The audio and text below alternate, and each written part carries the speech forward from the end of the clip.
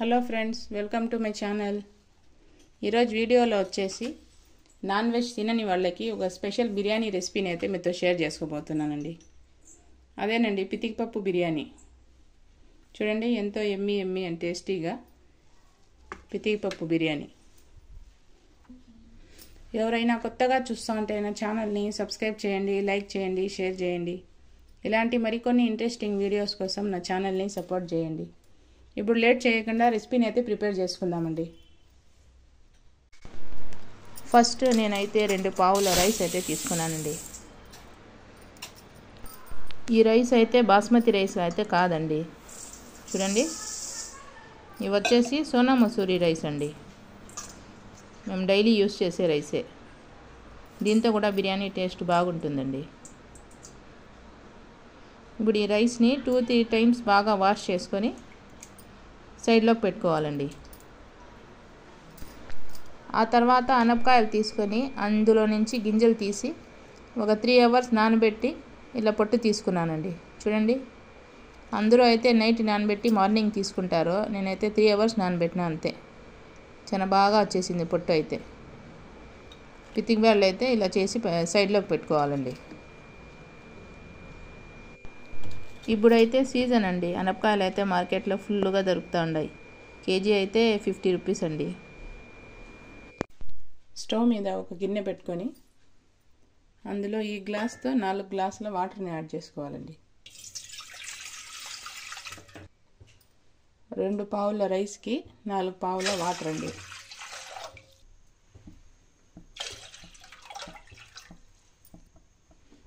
ఇది వచ్చేసి 4వ పావు అండి వాటర్. ఈ వాటర్ని బాయిల్ చేసుకోవాలి. ఆ తర్వాత స్టవ్ మీద దీక్ష పెట్టుకొని ఈ గ్లాస్తో 1 గ్లాస్ ఆయిల్ని యాడ్ చేసుకోవాలండి. 2 పావుల రైస్కి ఆయిల్ అయితే కరెక్ట్గా సరిపోతుంది. ఆ తర్వాత ఇందులో ఆనియన్, పచ్చిమిర్చి కట్ చేసుకొని వేసుకోవాలి. ఈ ఆనియన్ అంతా ఒకసారి కలుపుకొని గోల్డెన్ బ్రౌన్ కలర్ వచ్చేంత వరకు ఫ్రై చేసుకోవాలండి.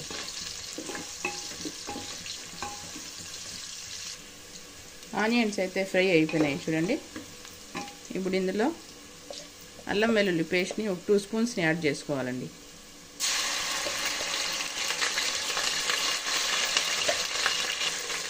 ఈ మసాలా అంతా బాగా కలుపుకొని పచ్చివాసన పోయేంత వరకు ఉడికించుకోవాలండి. ఇందులోనే టేస్ట్కి సరిపడా సాల్ట్ని యాడ్ చేసుకోవాలండి. ఈ సాల్ట్ని కూడా కలుపుకొని కొంచెం కుక్ చేసుకోవాలి.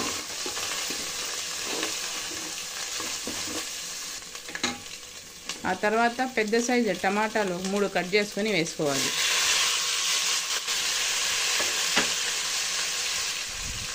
ఈ టమాటాలని అంతా బాగా కలుపుకొని మగ్గేంత వరకు కుక్ చేసుకోవాలండి.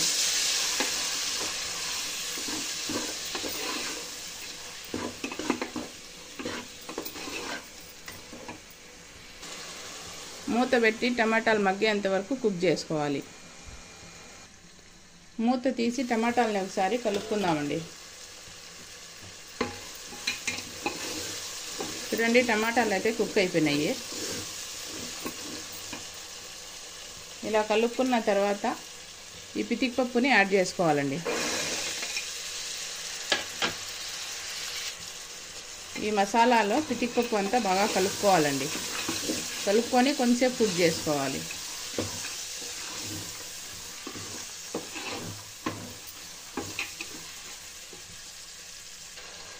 ఆ తర్వాత ఇందులో టేస్ట్కి సరిపడా మిరప్పొడిని యాడ్ చేసుకోవాలండి.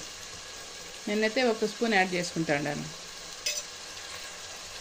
ఆ తర్వాత 1 స్పూన్ ధనియాల పొడిని యాడ్ చేసుకోవాలి.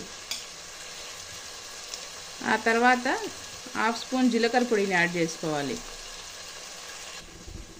ఆ తర్వాత బిర్యానీ మసాలా ఒక 2 స్పూన్స్ యాడ్ చేసుకోవాలి.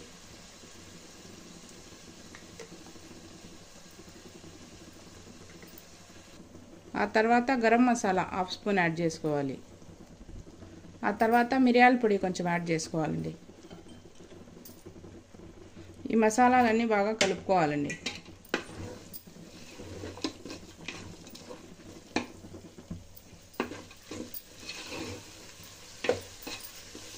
బాగా కలుపుకొని పచ్చివాసన పోయేంత వరకు కొంచెంసేపు కుక్ చేసుకోవాలి.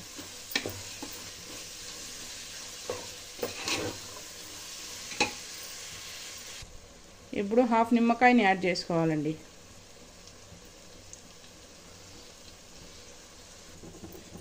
ఇది కూడా ఒకసారి బాగా కలుపుకోవాలండి.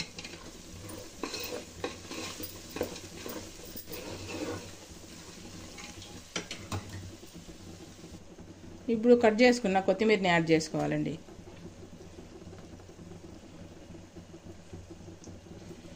ఈ కొత్తిమీర అంతా బాగా కలుపుకోవాలి.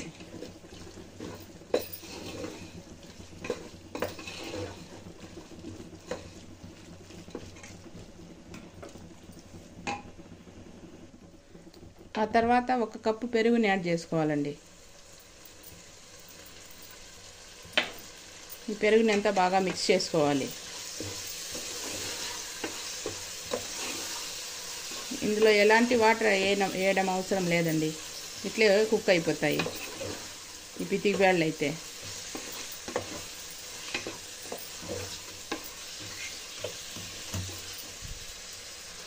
ఇలా కలుపుకున్న తర్వాత అప్పుడే బాయిల్ చేసుకున్న వాటర్ని యాడ్ చేసుకోవాలండి ఇందులో.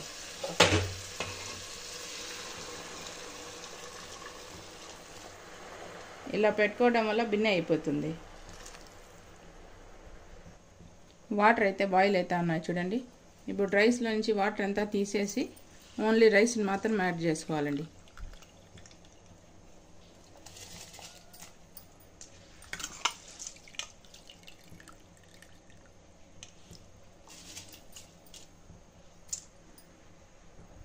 చూడండి, రైస్ అన్నీ ఇలా యాడ్ చేసుకోవాలి.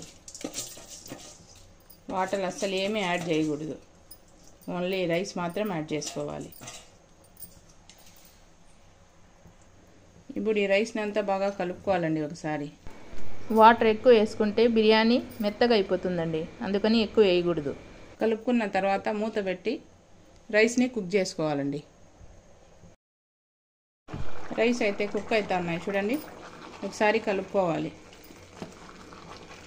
ఇంత వాటర్ ఉన్నప్పుడు ఫ్లేమ్ని సిమ్లో పెట్టి ఈ బిర్యానీని అంతా దమ్ చేసుకోవాలండి. మూత పెట్టి ఒక 10 మినిట్స్ దమ్ చేసుకోవాలి. ఈ హోల్ని అయితే లవంగాన్ని పెట్టి ఫిల్ చేసుకోవాలండి, లేకుంటే బిన్నే దమ్ అవ్వద్దు. రైస్ అయితే ఒక 10 మినిట్స్ దమ్ చేసుకోవాలి.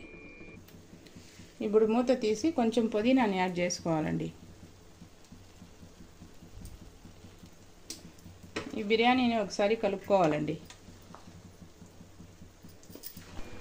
చూడండి, బిర్యానీ అయితే ఎంత పొడి పొడిగా వచ్చిందో. బిర్యానీ అయితే చాలా బాగా వచ్చిందండి.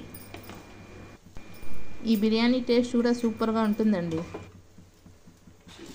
ఇలా కలుపుకున్న తర్వాత మూత పెట్టి కుక్ చేసుకోవాలండి. చూడండి, రైస్ అయితే దమ్ అయిపోయినాయండి. ఈ పితికి బ్యాళ్ళు కూడా కుక్ అయిపోయినాయి చూడండి, చూసారా? రైస్ని కూడా ఒకసారి చెక్ చేసుకోవాలండి. చూడండి, రైస్ కూడా బాగా కుక్ అయిపోయినాయి. అంతేనండి, పితికిపప్పు బిర్యానీ అయితే రెడీ అయిపోయింది. నాన్ వెజ్ చికెన్ మటన్ తినని వాళ్ళకి ఇదొక టేస్టీ రెసిపీ అండి. ప్లేటింగ్ కోసము ఈ పితికిపప్పు బిర్యానీని ఒక బౌల్లోకి తీసుకున్నానండి. ఇప్పుడు ఈ బిర్యానీని ప్లేట్లోకి వేసుకోవాలి.